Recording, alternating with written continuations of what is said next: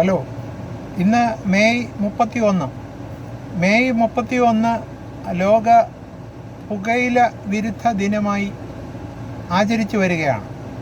ഈ ദിനം ആചരിക്കുന്നത് പുകയില വരുത്തുന്ന ആരോഗ്യ പ്രശ്നങ്ങളെപ്പറ്റി ആൾക്കാരിൽ അവബോധം സൃഷ്ടിക്കാനാണ്. പുകയില കേവലം പുകവലി മാത്രമല്ല, നമ്മുടെ സ്നഫ് എന്ന് പറയുന്ന മൂക്കുപൊടി, അത് മൂക്കിനകത്തോട്ട് തിരുമ്മി വയ്ക്കുന്നതും പാനായിട്ട് ചവച്ചു തുപ്പുന്നതും മുറുക്കാൻ എന്ന് പറയുന്ന സംഭവവും ഇതെല്ലാം തന്നെയും പുകയിലയുടെ വിവിധ വകഭേദങ്ങളാണ്. ഈ പുകവലിക്കാരൻ വലിക്കുക മാത്രമല്ല, അവൻ ചുറ്റുമുള്ളവരെ വലിപ്പിക്കുക കൂടിയാണ് എന്ന പരമാർത്ഥം നമ്മൾ പലരും തിരിച്ചറിയാതെ പോകുന്നു. പുകവലിക്കുമ്പോൾ പുകവലിക്കാരൻ ഉള്ളിലെടുക്കുന്ന പുകയുടെ ഇരട്ടിയോളം പുക പുറത്തേക്ക് വമിക്കുന്നുണ്ട്. അത് പരിസരത്ത് നിൽക്കുന്ന പലരും പാസീവായിട്ട് സ്മോക്ക് ചെയ്യുന്നുണ്ട്. എനിവേ, ഒരു ദിവസം ആരോഗ്യവാനായ ഒരു മനുഷ്യൻ 18 കിലോ വായു ശ്വസന പ്രക്രിയയ്ക്കായിട്ട് വിനിയോഗിക്കുന്നുണ്ട്. ഇത് അനുനിമിഷം പൊള്ളൂട്ടലായിക്കൊണ്ടിരിക്കുകയാണെന്ന് നമുക്കെല്ലാം അറിയാം. നല്ല വായു ശ്വസിക്കാനായിട്ട് നമ്മൾ ബോധപൂർവം ശ്രമിച്ചാലും നടക്കാറില്ല. മറിച്ച് നല്ല വെള്ളവും നല്ല ഭക്ഷണവും പരിശുദ്ധമായി കഴിക്കാൻ അല്പം ശ്രദ്ധ വെച്ചാൽ നടക്കാം. ഇത്തരത്തിൽ അനുനിമിഷം പൊള്ളൂട്ടലായിക്കൊണ്ടിരിക്കുന്ന മലിനീകൃതമായിക്കൊണ്ടിരിക്കുന്ന വായുവിന് മേമ്പൊടിയായിട്ടാണ് വൻ വില കൊടുത്ത് ഈ വിപത്ത് വാങ്ങി ആഘോഷിക്കുന്നത് എന്നുള്ള കാര്യം വിസ്മരിക്കരുത്. ഈ പുകയില കേവലം ഒരു ശ്വാസകോശ സംബന്ധമായ രോഗാവസ്ഥ മാത്രമല്ല സൃഷ്ടിക്കുന്നത് എന്നുള്ളതാണ് ആദ്യം മനസ്സിലാക്കേണ്ടത്. ഇത് കണ്ണിൻ്റെ കാഴ്ച, ഹൃദയത്തിൻ്റെ മിടിപ്പ്, കിഡ്നിയുടെ ഫിൽട്രേഷൻ, നാഡീഞരമ്പുകളുടെ സംവേദനക്ഷമത ഇത്യാദി ഒട്ടനവധി ആരോഗ്യ പ്രശ്നങ്ങൾ വരുത്തുന്നുണ്ട് എന്നുള്ളതാണ് പരമാർത്ഥം.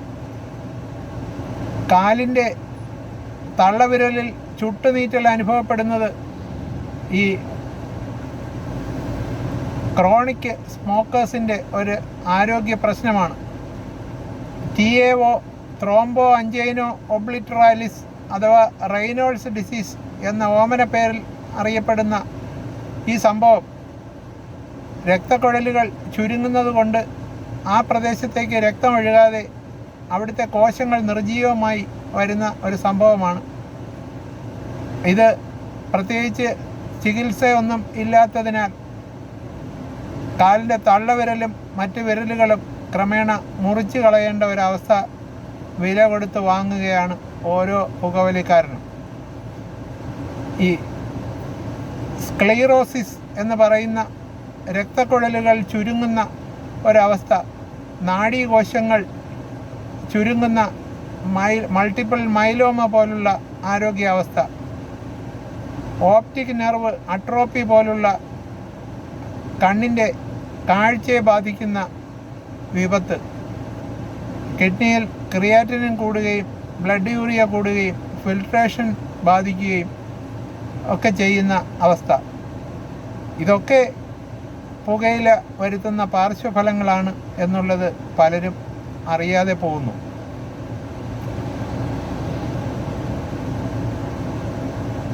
ശ്വാസകോശത്തിൻ്റെ അൽവിയോളകൾ കാൽസിഫൈ ചെയ്ത് അതിൽ ചെറിയ മുഴകൾ ഉണ്ടാവുകയും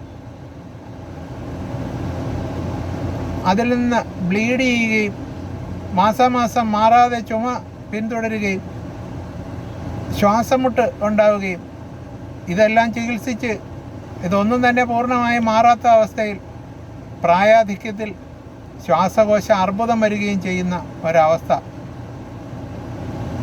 അവനവൻ തന്നെ അവനവൻ്റെ കുടുംബങ്ങളെ വഴിയാധാരമായി ആക്കി ഈ ഭൂമിയിൽ നിന്ന് പരലോകത്തേക്ക് മടങ്ങിപ്പോകുന്ന അത്യധികം ദയനീയമായ അവസ്ഥ.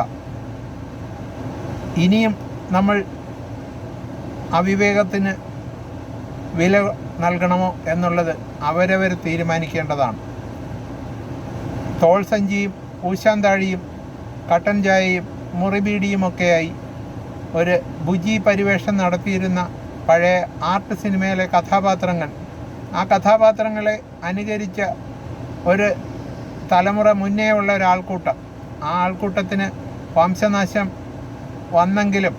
വന്നുകൊണ്ടിരിക്കുന്നെങ്കിലും പുതുതലമുറ ഇതിൻ്റെ പുതിയ പല പരിവേഷങ്ങളുടെയും പിന്നാലെയാണ്. മെയ് 31 ഈ പുകയില വിരുദ്ധ ദിന ആചരണത്തോടൊപ്പം നമുക്ക് ഒരു പ്രതിജ്ഞ എടുക്കാം. പുകയില ഞാൻ ഇനി കൈകൊണ്ട് തൊടില്ല. ഞാൻ ഇന്ന് ഈ നിമിഷം, ഇത് കേൾക്കുന്ന നിമിഷം ഉപേക്ഷിക്കുന്നു. ഇതിൻ്റെ പിന്നിൽ മറ്റൊരു സൈക്കോളജിക്കൽ ആസ്പെക്റ്റ് കൂടെ ഉണ്ട്.